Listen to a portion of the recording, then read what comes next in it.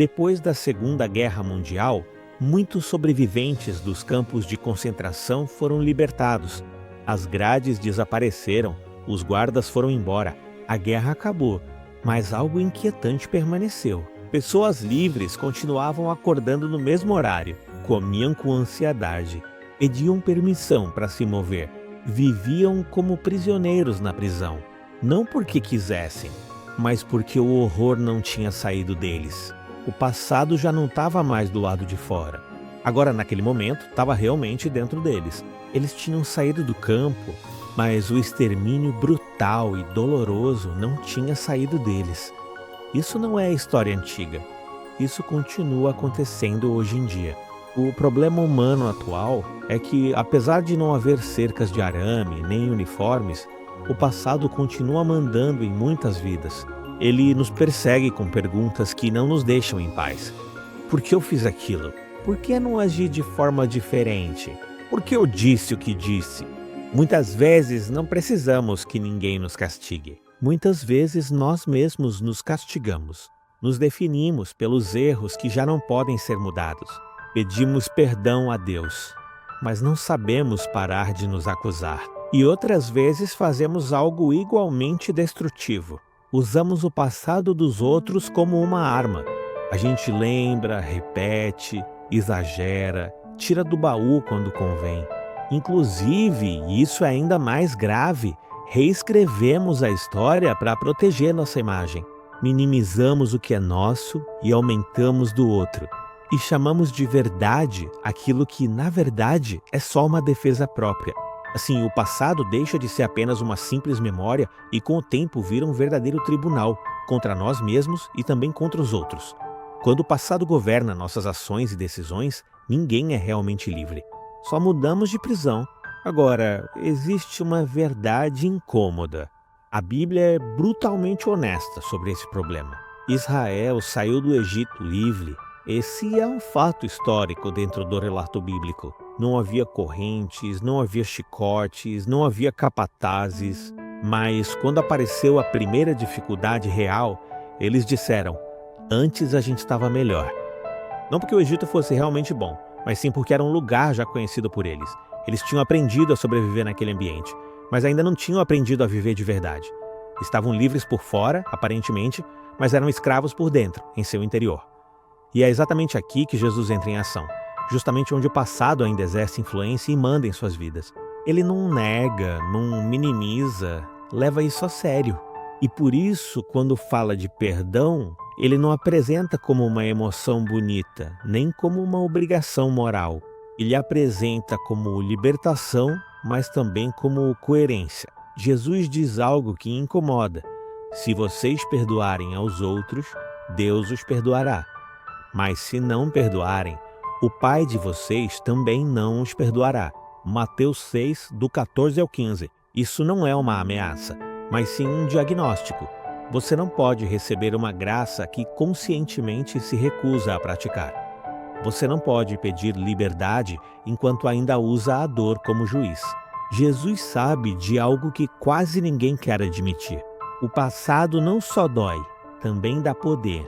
Poder para acusar, poder para justificar a dureza, poder para nos sentirmos moralmente superiores. Por isso ele conta uma parábola incômoda. Um homem recebe o perdão de uma dívida que era simplesmente impossível de pagar. Mas depois ele exige até o último centavo de outra pessoa que lhe devia. O problema não foi a justiça, foi a incoerência. Você não deveria também ter misericórdia, assim como eu tive misericórdia de você? Mateus 18:33. Pedimos graça, mas agimos como juízes. E Jesus desmonta esse tribunal. Quando Jesus diz: aquele que estiver sem pecado, atire a primeira pedra, em João 8:7, ele não está justificando o mal. Está desarmando o tribunal interior, de onde todos achamos que temos o direito de condenar. Aí acontece algo profundo. O passado perde seu poder como arma e começa a se tornar um lugar de transformação. Portanto, compartilho com você 4 decisões práticas para deixar o passado para trás. Número 1. Pare de usar o passado como identidade. O passado explica algumas coisas, mas não define quem você é hoje. Quando você transforma erros, fracassos ou feridas em identidade, não é mais você quem decide, é a sua história. Deixar o passado para trás não é esquecer, é parar de viver reagindo a ele. Número 2.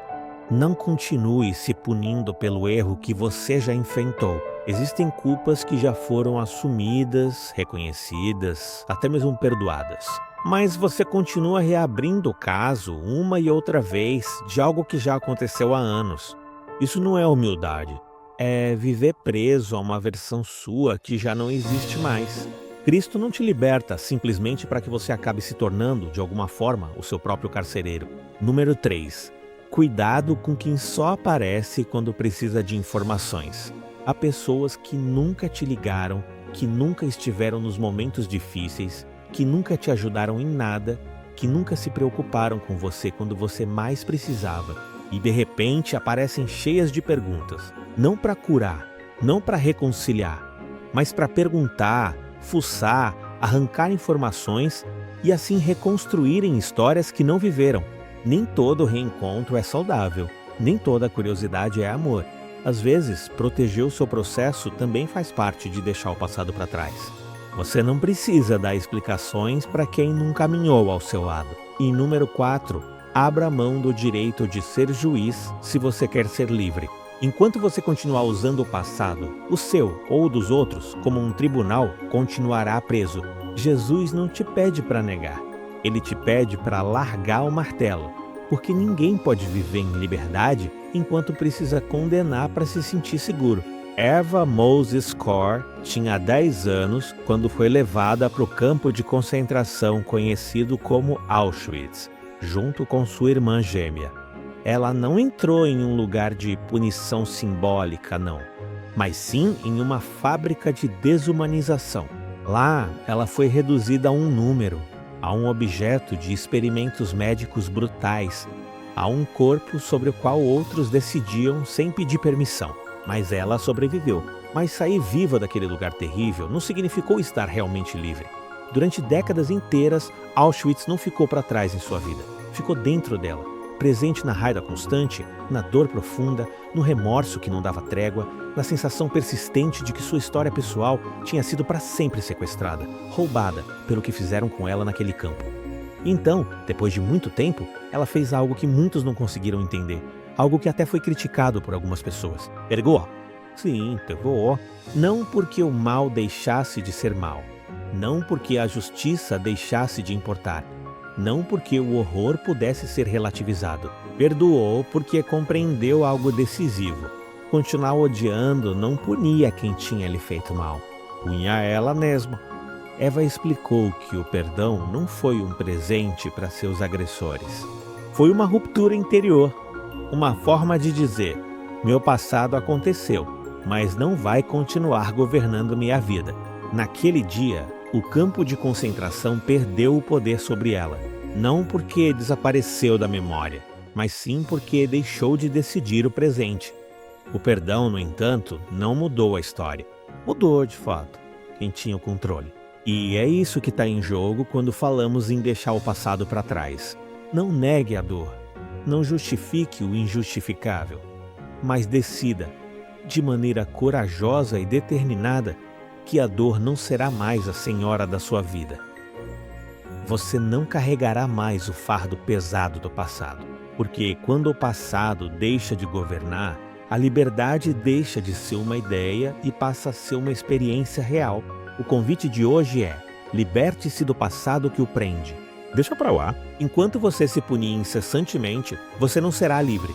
Enquanto você mantiver outros presos ao passado deles, também não será livre. Jesus não veio para te ajudar a suportar a prisão. Ele veio para abrir a porta. Se o Filho os libertar, vocês serão verdadeiramente livres. João 8,36. Não livres das lembranças, mas livres de viver sob o domínio delas. Portanto, que neste novo ano que está prestes a começar, com a preciosa e indispensável ajuda de Deus, com a presença constante e amorosa de Cristo, você possa verdadeiramente deixar o passado para trás, superando todas as dificuldades e desafios que enfrentou, e enxergar com esperança e fé o futuro maravilhoso e abençoado que Deus reservou especialmente para aqueles que fazem dele seu Senhor e Salvador. Que Deus te abençoe abundantemente, hoje e sempre.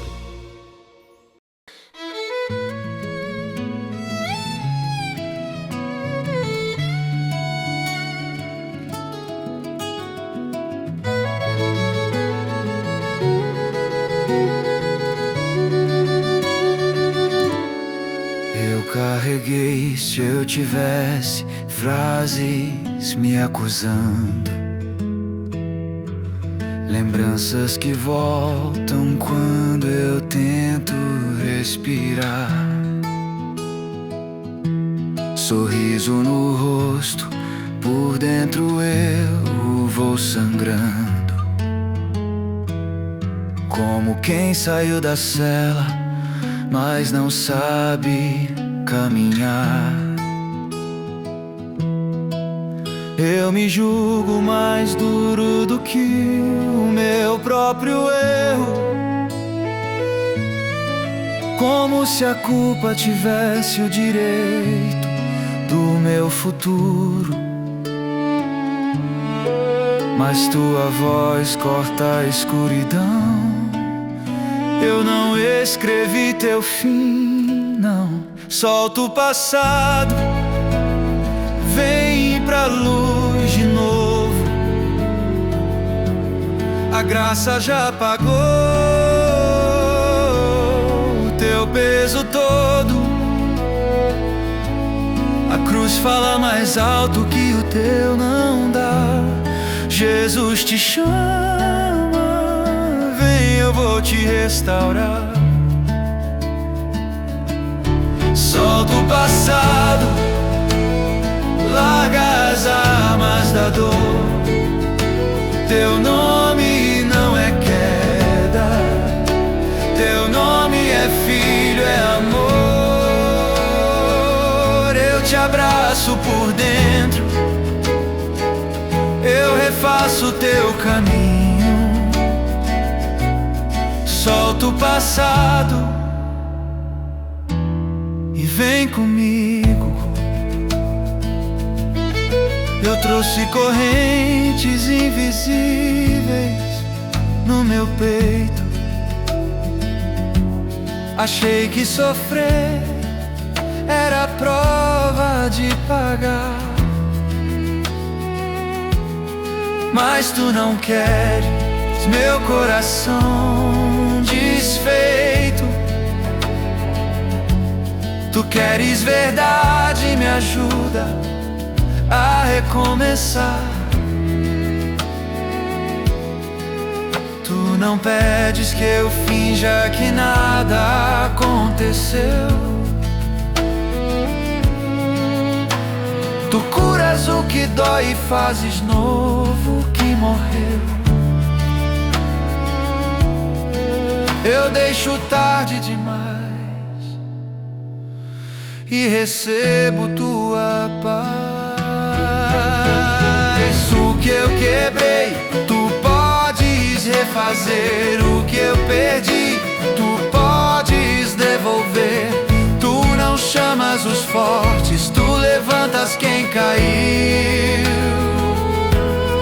Tua misericórdia é maior do que o que me feriu. Solta o passado, a graça chegou.